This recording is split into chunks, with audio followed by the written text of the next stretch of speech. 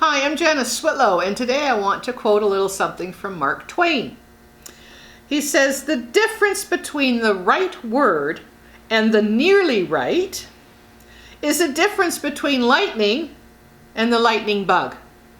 I have been harping that you need absolute correctness in engaging in anything that's written with Canadian governments. And Canadian governments have been very clever at co-opting terms. So terms that were used by elders, now ancestors, for example, now carry new meanings. They carry new domestic meanings.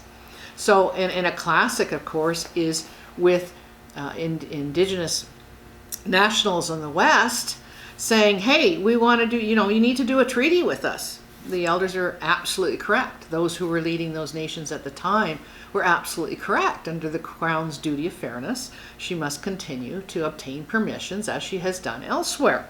And she has an absolute duty to be consistent in how she approaches relations with Indigenous nations.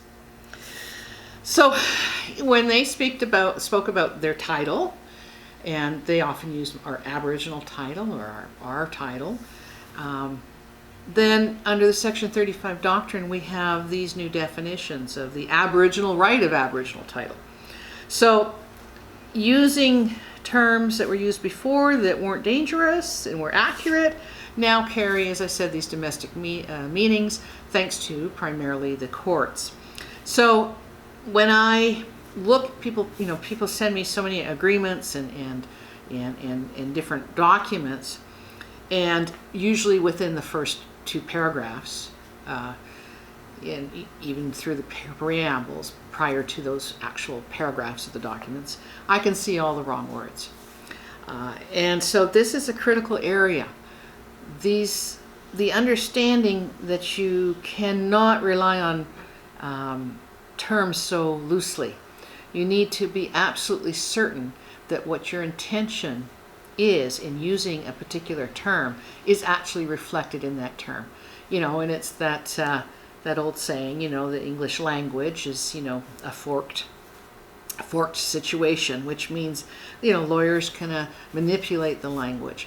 And what you see in a legal document, for instance, it's absolutely outrageous that the Anishinaabe Union of Ontario Indians, a provincial corporation, are not sharing the agreement they're asking people to approve, right? They're providing something called a plain language version of the actual agreement. Well,